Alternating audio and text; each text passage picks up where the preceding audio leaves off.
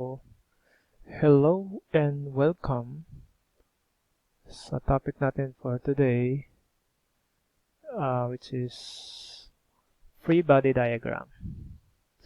Okay, so by definition, free body diagram is a sketch of an object. Okay, so basically ang halaga dyan is ma-outline natin yung body.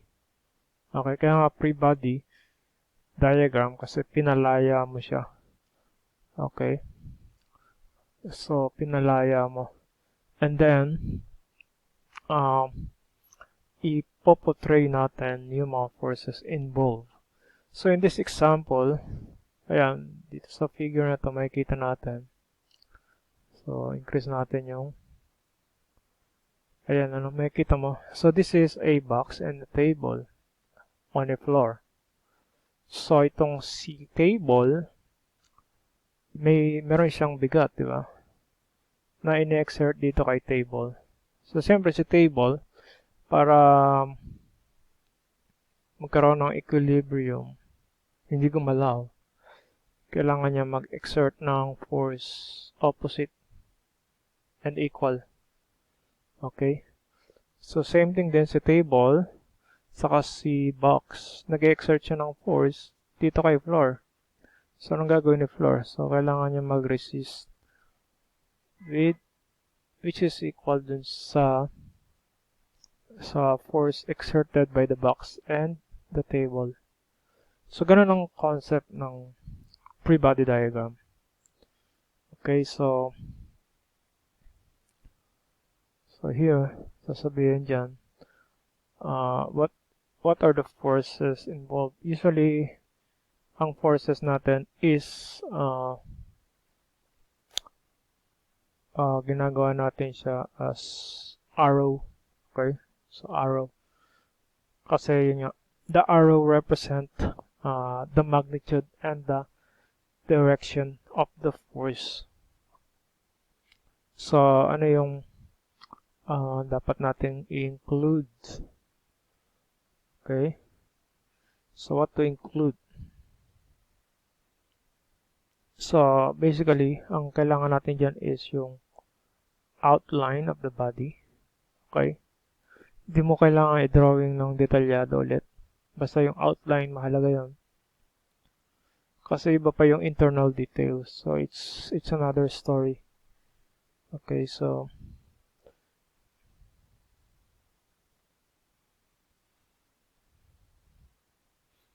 and what are the things that we need to leave out? So, don't draw anything other than the body. So, hindi man kailangan detalyado. Example natin. Outline lang kasi kailangan. Halimbawa, itong plane thrust na to.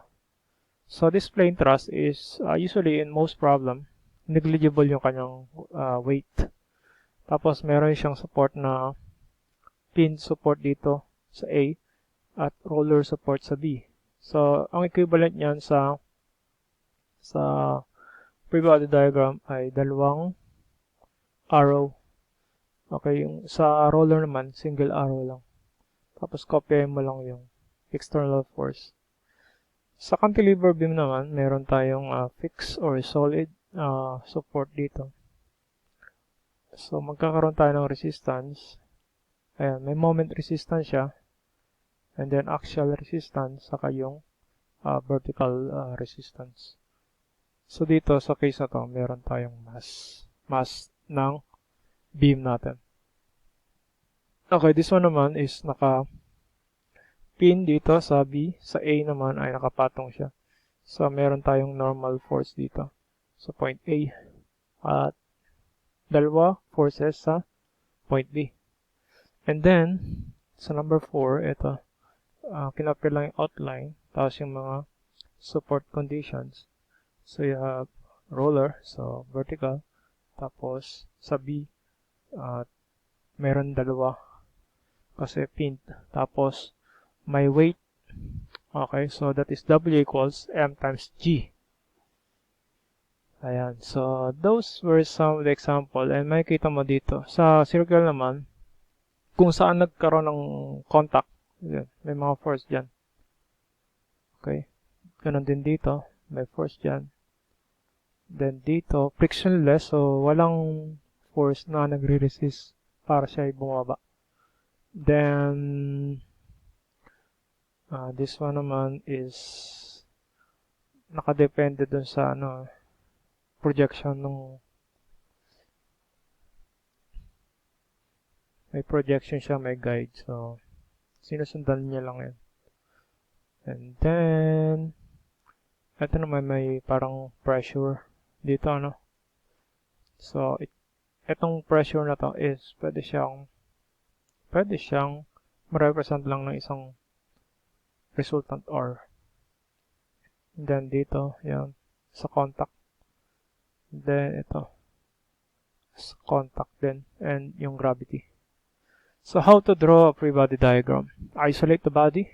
So, ayan, makikita mo, ito yung drawing mo, in-isolate mo siya. So, nawala yung dalawang side na yan. Tama? So, parang ganun yung ganun yung ibig sabihin ng free body diagram. Pinapalaya mo yung body para mag-focus ka lang doon sa mismong analysis mo. At papakita mo yung mga external forces. Okay, find the force location. Okay, saan nakalocate yung mga forces? So, halimbawa yan. Pakita mo, may contact dyan. So, ilocate mo yan dyan. Tapos, mayroon siyang bigat. So, W. So, center of gravity.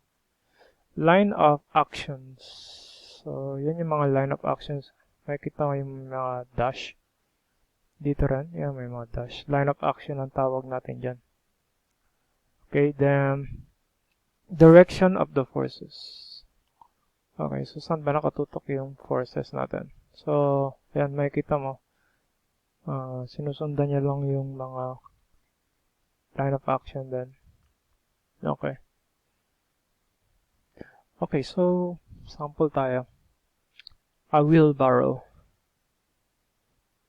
Okay, so, ano yung mga... So, this, in reality, yung mga objects natin is 3-dimensional. Pero, usually, yung ginagawa natin is 2-dimensional yung analysis. Kaya yan, ginawa natin yung silhouette niya. Tapos, find the forces of contact. So, yung kamay mo dito, yung gravity, saka yung ground. Okay. Then, line of actions and direction of forces. So, ayan. Pababa, pataas, and then yung ground, pataas. Okay. So, another example is ito, mas detalyado to. So, you have handle gravity, load plus tray, and then yung wheel and axle. So, sa gitna. So, yun yung mga forces involved. Okay. So, yan. Think, maganda, bisitahin nyo na lang tong site na to. So, may mga basic siyang information na pwede nyo pang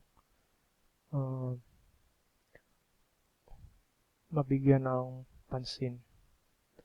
Ayan. So, I think that's enough for this topic. Ayan, no. So, bigyan ko na lang link kayo nito. May PDF siya dyan. Saka yung link nito. Okay? So, next topic na lang.